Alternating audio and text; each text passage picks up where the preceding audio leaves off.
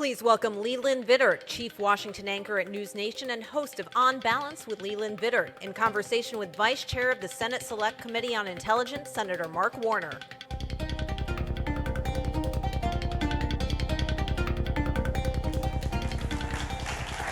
Senator, welcome. Thank you for joining us. Thank you very much, Leland. Welcome you to the Hill Nation Summit. One of the things that I think is most interesting in Washington right now is anything that even comes close to being bipartisan, that is lacking. The Intel Committee is the last bastion, I think, of bipartisanship. I know it's something you've worked very hard on in the Senate. What's changed, what's stayed the same over the past 6 months on Intel? Well, the good news is we just passed out the Intel authorization bill out of committee yesterday. I think it was 15-2, so still broadly bipartisan. I have been concerned that there have been a series of items where I thought my Republican colleagues would speak out. I mean, the firing of the head of NSA, General Hawk, with no reason. I feel very strongly that Director Gabbard has, while she promised that she would not politicize the IC, we've seen her go off and literally try to change an intelligence product when the product didn't reflect what she wanted. She tried to force a change, or had her chief of staff force a change. What are you speaking about? This was an assessment about the situation in Venezuela. Tren del Agua, the really bad guy gang. They are bad guys, but they were trying to say they were directly tied to Maduro's government. The intel came back and said bad guys, but not directly tied. And people were asked to change the intelligence product. And when they didn't change, they got fired. And as recently as just Sunday, and she's done this repeatedly, she goes on, mostly right-wing media and, basically trashes the workforce. On Saturday, she was at Charlie Kirk's Turning Point conference, trashing the workforce. I found that outrageous because we've never had directors of national intelligence Politicize the intelligence. Because the truth is, when you politicize the IC and the product, you end up with an Iraq. Do you think, is it fair though, that the criticism that the IC or the work product coming out of the IC has become political just by its nature? I have huge respect for the workforce in the IC. I didn't come into this with a lot of knowledge. I've been chair, I'm now vice chair, but I am amazed by the quality of the people, and I do not think, whether it's under Trump 1 or under Biden or under Obama, Bush, that we've seen that kind of politicization. I think their professionals do their job, and I think the morale right now is extraordinarily low because they feel like, They feel embattled. They feel like they don't have people guarding their back, and they feel like there was enormous push to try to get a product that would benefit the president. Literally, the Gabbard's chief of staff was said, you got to change this because it might embarrass POTUS. That should not be the criteria we use on our intelligence. Describe your relationship, and I think it's important for people, and we oftentimes forget when we see you on TV or on the Senate floor or in committee, that's the version of interaction we see as senators, and then you are also real people. Describe for me your relationship with Tom Cotton. Evolving. No, I mean, listen, Tom's a hardcore partisan. We worked really well together on the Intel authorization bill. I mean, he was part of the group where we had the unanimous vote of the Intel Committee when my dear friend Richard Burr was chairman, and we came out with the Russia report about Russian intervention in 2016. And I make a joke, but this is the crowd that would get the joke. I work in the only place in America where being a gang member is a good thing. I've got gang tats up and down my sleeves here. There is not a bipartisan piece of legislation that I've not been in the room on. And that goes back to the Trump first administration when we did the last COVID bill. It was the CHIPS bill. It was the infrastructure bill. It was a lot of the stuff in the IRA, the Electoral Count Act. There has been a core group of about 6 or 8 of us that have been involved in all of these. And matter of fact, anything that happened under Biden that was significant was bipartisan. I'd love to see that come back under President Trump's second term. It's been hard. It's been a hard 6 months. Although I would argue if you got especially after a glass of wine, the vast majority of Republican senators who are not hardcore MAGA are having a pretty miserable time as well. Okay. It seems as though you're hopeful, perhaps, that after you have the big, beautiful bill go through, that it opens up more chances for bipartisanship as we get closer to the midterms, as we get closer to... That's a good question. The only bipartisan bill that's happened this year, and I was, again, in the middle of it for good or bad, was the stablecoin bill. I got 19 Democrats to go along on that, not because I necessarily was a huge fan of crypto, but I think it's going to be here. I think stablecoins are going to be a piece of this, and I'd rather have American rules around it. And I think crypto does have a role to play. I think the challenge now after I would not call it beautiful, the big awful bill, really burnt through a lot of goodwill. And one of the things that'll happen over the next day or so will be this process around rescissions. And that will truly, and I give Susan and Lisa and Mitch credit for voting no,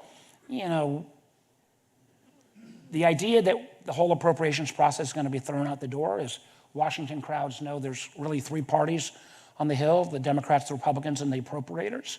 And if the appropriators literally give up all their power and saying, why reach a budget if then a Russ vote at OMB can arbitrarily pick and choose what to fund, that's again one of those norms or barriers that once you break through, right, it's hard to come. It's like, the situation with Canada. We could reverse all the tariff policy on Canada, and it's still going to be a long time before Canadians start buying American bourbon. Last time you and I talked, it was on my show. Which is a great show, Bob. Thank you very much. We appreciate it. Tell your friends. The last time you and I talked, it was about Signalgate, which at the time was this raging inferno in Washington, and it is completely moved on. But Leland, here's the point on that. We still don't know if the individuals on Signalgate have actually had their phones checked for malware. Shouldn't that have been beyond the bad performance that everybody that was in the IC or DOD, if you communicated that kind of information on a non-classified channel, you'd be fired. And anybody that disagrees, I would love to bring Pete Hegseth or Tulsi Gabbard down to Norfolk, where the sailors who were on the Truman, which the flights deployed to hit the Houthis, and try to explain how that information didn't put their loved ones in harm's way. I understand the point, but in the sense that America moved on pretty quickly from that and has moved on pretty quickly from that, is there a lesson there? That the things that used to resonate in Washington are not resonating with the rest of the country? Well, yeah, that is a huge concern. It is not only the fact that Signalgate didn't get more people fired. I would say Salt Typhoon, the fact that the Chinese are deeply embedded for years in all of our telecom networks and can pick any one of your numbers and listen in and get your text. The fact that people's heads didn't explode on that is... Why don't you think it does? I think that maybe people assume that, everybody's listening to everything, and I can assure you the American government isn't. Or the thing that I think is the other norm that has been broken is the literal graft of the Trump family in plain sight in areas like stablecoin and meme coins, or the fact of acceptance of a jet from a foreign nation. I mean, the fact that that doesn't raise more ire is, I fear for we're setting a whole new set of norms, and at some point there'll be another Republican president or another Democratic president, and if the norms have been broken, I don't know how you repair that right away. It's for example, the whole notion, think about if you're a senior spy at the CIA, and at least for the first 5 months of the administration, you're told, hey, we got a new administration, and the new foreign policy is Russia's our friend and Canada's the enemy. I mean, you can say we're going to reverse that, but those bounds of trust with our allies... Is that, to be fair, though, was that really what was said at the CIA? When you threaten throwing Canada out of the Five Eyes, that is a long-term problem. When you threaten, for example, I've had members of the Five Eyes senior intelligence figures say, Mark, I'm not sure we're going to share our most classified information with you guys anymore if you're not keeping it secret. This is in the aftermath of Signalgate, and when you started to see intelligence professionals fired because they don't bend the knee. Those are things that I think are awful, but they're also not reversible by simply changing the personnel out, because that levels of trust, I fear this administration is so short-term transactional based that they don't appreciate the long-term value. America's power has come not only from our economic power, military power, it's come from our values, it's come from soft power. With the rescissions today, we will basically wipe out 75 years of soft power by cutting out all of this foreign assistance, which is, again, on the overall basis, a tiny amount of spend. And I think those are mistakes. One of the places America's power has also come from is leading when it comes to technology. Yep. And when it comes to part of technology, which is AI, which has become a huge part of the conversation. Is the intelligence community, is the U.S. government doing enough to prepare Americans for what is coming with AI, but also to prepare itself for what is coming with AI among our adversaries? First, no. And one of the things I've been trying to move there's a couple. Let me just try to answer it specifically. One, I've been trying to move the IC, and this is not, simply under President Trump. They've been very slow under President Biden. When we spy on our adversaries, we traditionally spy on the military and the political establishment. It takes that we have not been spying, for example, on Chinese tech as they make announcements, and we got caught off guard when China created, below 7mm chips. When we got caught off guard with DeepSeek, our process. It took us a year to try to acquire a Huawei phone so we could check on where the chip origination is. So we're not. We just wake up and say it took. You can go buy a Huawei phone. Finally, Mark Kelly, a great senator, went out and bought some over in Ukraine and brought them back. But we went through so much of an old process of how you set up a shell company and try to acquire things. Spying on, what is in China in particular is quasi-governmental, but also quasi-private, but also governmental. We need to improve on, number one. Number two, on AI, and I probably have spent more time with the AI leaders than anybody in the Congress, the whole notion of who's going to win in AI has fundamentally changed, and it's really hard to keep up. I think we are still ahead. It used to be, if you go back to Kai-Fu Lee's book, when it was in the US versus China, he thought things like who had the most data, and China collects an enormous amount of data. Data collection has not ended up being the determining factor. Then it was compute, and again, we still lead in compute with areas like NVIDIA. But now, I think in today's world, it's not data or compute. It takes innovative engineers, but it also takes who has the most power. I think the entity that will have the most power to power the data centers, and this is where we need a much more all of the above. I don't see how we power data centers without reintroduction of small modular nukes in a massive basis, as well as obviously wind, solar, gas-fired, all of the above. Power generation is key. We need regulatory reform to do that. And then the final point about this, and I'm not sure I'm critical necessarily of the government, but I think AGI is going to come a lot quicker than people think, and the disruption in our workforce is going to be enormous. And the idea of, even if it was, it's going to require, I think, a kind of a new social contract, even if we were going to say we want to hold AI at least partially, not responsible, but they have to kick in on how we make the transition. You go back to the question of who chips in? Is it the company that uses AI? Is it the AI tool itself that comes from one of our big platforms? It is the people that make the bullets, the NVIDIA chips. Is it the innovators who create the algorithm? This area, and this could also be an area broadly writ, an opportunity for bipartisanship, because there's no Democrat or Republican. This is, again, a future past challenge. Okay. And this could be a place where we could work together. Last question before I get to the last question. Just came up with that.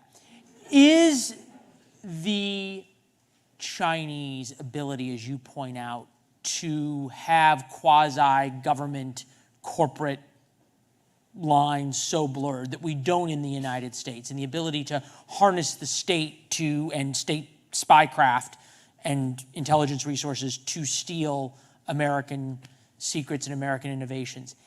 Does it, especially in a place like emerging technologies of AI, put the U.S. at a huge disadvantage, which I think the answer is yes, but secondly, is there anything we can do about it? China is a remarkable competitor. They are a great nation. They have a lot of innovators. We do China a gift by cutting back our research, where many of our scientists are being attracted. We also do China a gift by allowing $500 billion of intellectual property be stolen each year, and having a new outlook. Again, this could be a chance where we could bipartisan, a cyber offensive doctrine. We do great on defense, but the fact that we do not hit back in a way. And why do you think that is? I think that goes back to an outdated 1980s mindset about what conflict entails. We don't think we should preposition in water systems or power systems where China clearly does, and having an offensive doctrine, and this goes back under a variety of presidents. Again, this is an area where Tom Cotton and I are working together. We got a cyber workforce to try to say what should be an offensive cyber doctrine. But I also think it's going to require the United States to make the kind of major investments in a series of domains. I mean, for all the challenges around the chip spill, we would never have built another semiconductor fabrication facility in America without that. I think we're going to need governmental investments in quantum, obviously in next generation energy. I think we're going to need, one of the things that keeps me up at night is you combine bio and AI. China literally now is experimenting on humans to create super soldiers. It's right out of a science fiction film, but it is a reality today. And they are, just as the way nobody had heard of 8 years ago, Huawei, the company that you will soon be on everybody's lips, I believe, over the next 2 years, will BGI, Beijing Genomics Institute, because they are hoovering up DNA evidence, DNA at a remarkable background, and that is an area, again, we are going to have to do the kind of, literally major investing in these domains. I'm a market guy, but the market alone is not going to meet the kind of investments that our competitors are making, and we're going to have that public-private. Last point I think I want to make on my second to last answer is, there could be a real opportunity. I obviously believe the Trump administration is cutting way too deeply in a variety of areas. I think, assuming things change in Washington, or at some point, as you build back, we ought to not build back to the old status quo, but there could be a real opportunity to rethink how government delivers, particularly in terms of pay for performance. I think there's a whole notion of new ideas, what a smart DOGE should have done about how we get better value for our tax dollar. And how to incentivize government. Incentivize, for example, as we think about AI transformation, maybe we ought to pay for workforce trainings that actually get people placed, and you only get paid if they're there 6 months later, as opposed to the inputs. We compensate on inputs way too much in government rather than outputs and results. And if you're going to, Democrats will come back and try to plus up, but some of that plussing back up ought to be done in a different model. Change the incentives. Switch now to your reelection race. You don't know who you're going to run against. You said that somebody with $100 million. I got to presume from a business standpoint that we'll see what happened in 24, that I make it an individual that could be backed by a $100 million super PAC. So I am, and I've not made any formal announcement, but I can assure you I'm doing more call time and more events than any rational person should. Any rational person who's not running for reelection should. What are you learning, though, as you're starting to think about reelection? What are you learning as you travel your Commonwealth about the direction of the country and where we are?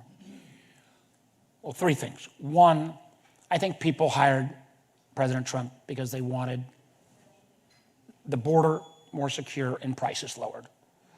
I think you can have the border more secure without having masked ICE agents grab people off the street, or when somebody goes and pays a parking ticket. And I think Americans are overwhelmingly in data coming out on that.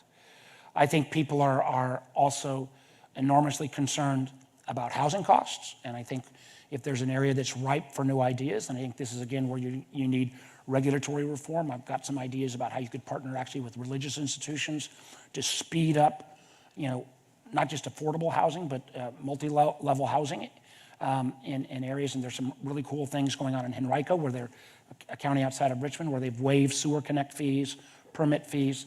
They've taken a controversial item like data centers, generated the revenue from that. They also buy the underlying land, and they permit within 2 weeks. We need supply in housing. Childcare, harder nut to crack, but again, we need more supply. And then the final thing, we talked about this briefly backstage, is as important as everybody is in this room and your platforms, let's face it, 35% of people watch the news or read newspapers. So re-engaging with people where they're at in social media. I have dramatically upped my amount of time I spend on social media, although I have to acknowledge my biggest social media. Be careful with that. I know, my biggest social media hit, I would love to say, was my ideas on how we go through the AI transformation. It was about a month and a half into COVID where I made the grossest tuna melt ever, and it got like 35 million hits. So if you got 2.5 minutes to waste, Google Warner and tuna melt. So you got to meet people after there. Lunch, of course. After lunch, of course. But I do think the idea of, as you engage with people, the ones who want to follow the news are going to follow. The ones who are not, I mentioned I'm a road biker. Can I deal with that? I like food and wine.